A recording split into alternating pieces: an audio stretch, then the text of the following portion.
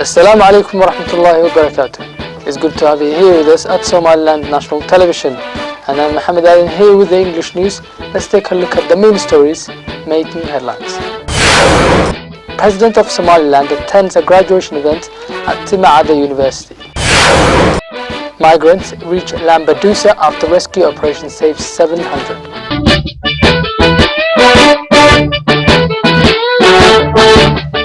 President of Somaliland Ahmed Mohamed Mahamoud Silani attended the second batch graduation of students from the University of Tima'ada in Gabile. President of Somaliland Ahmed Mohamed Mahamoud Silani, accompanied by several government ministers, attended an event held to commemorate the graduation of the second batch of students from Tima'ada University located in Gabile region.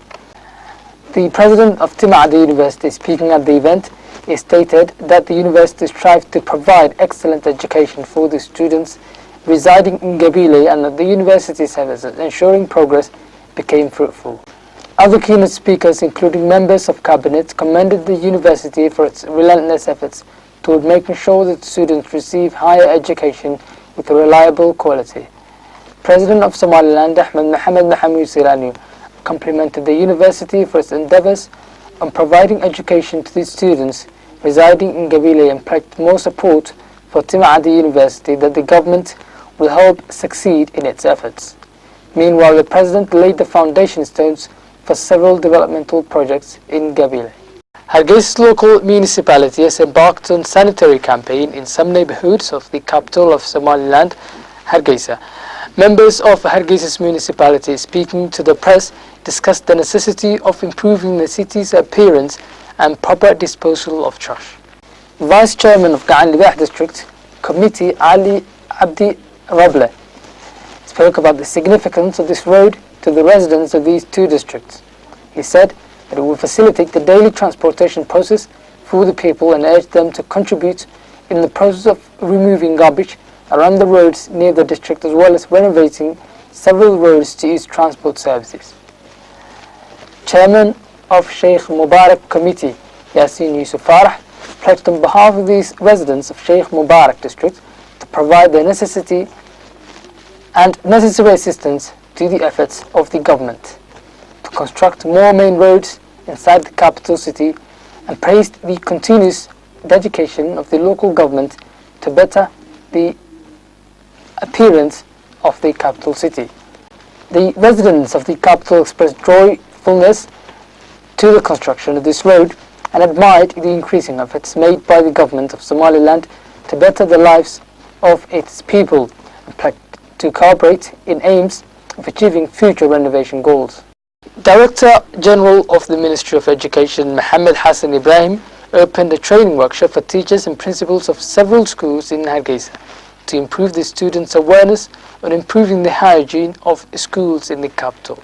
Mohammed Hassan Ibrahim, speaking at the event, stated that raising awareness on the sanitary improvement is essential for the well-being of all citizens and particularly for the students at the various schools in the capital. The Director General of the Ministry of Education said it's a moral obligation upon every citizen to practice sanitary efforts and make sure to improve the hygiene in the surrounding environment or the public areas or homes. The Director of HAIDA, an organisation which cooperates with the Ministry of Education, spoke at the event and stressed the importance of furthering efforts at improving the sanitation at schools by raising awareness on its necessity. He urged teachers at the training workshop to convey the knowledge on hygiene for their own pupils to sustain progress on health and education of students at the various schooling institutions in the capital. You're still watching the English news on Somaliland National Television, the first Somali-speaking channel with an English news, and now for the main international headlines in detail.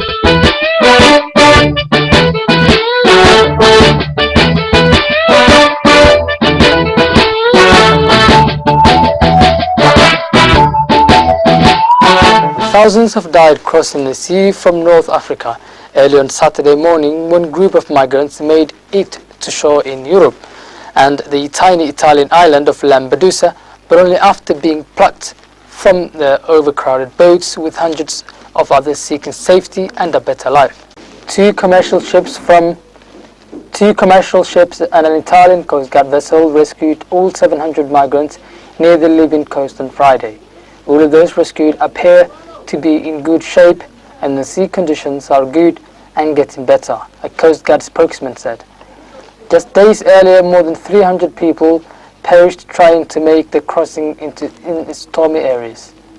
The Coast Guard said the weather had improved since the start of the week, opening the way for migrants' boats to set off again from Libya, where the breakdown in law and order has allowed smugglers free rein. Italy shut down its Mare Nostrum search and rescue operation last October, and it's been replaced by a more limited EU border control mission, Triton. The UN refugee organization UNHCR says at least 218,000 migrants crossed the Mediterranean by boat last year and 3,500 lives were lost. This week's deaths have renewed focus on the European Union mission, unlike its predecessor. Triton does not have a specific search and rescue mandate and limits its border control operations to the waters near the Italian coast. Despite desperate efforts by rescuers and volunteers, more than 100 stranded pilot whales have died on a beach in New Zealand. There are now serious fears for a further 100 who are still stuck at Farewell Split on South Island. Some of these stricken creatures have been refloated only to run aground again. Farewell Split has been the scene of many beachings in the past, but this is said to be the biggest such incident there in more than a decade. Mass beachings are fairly common worldwide. Experts blame reasons ranging from sickness to disorientation due to man-made elements like sonars. That's it for this edition of the English news on Somaliland National Television. Do join us at the same time tomorrow. Until then, Assalamu alaikum wa rahmatullahi wa barakatuh.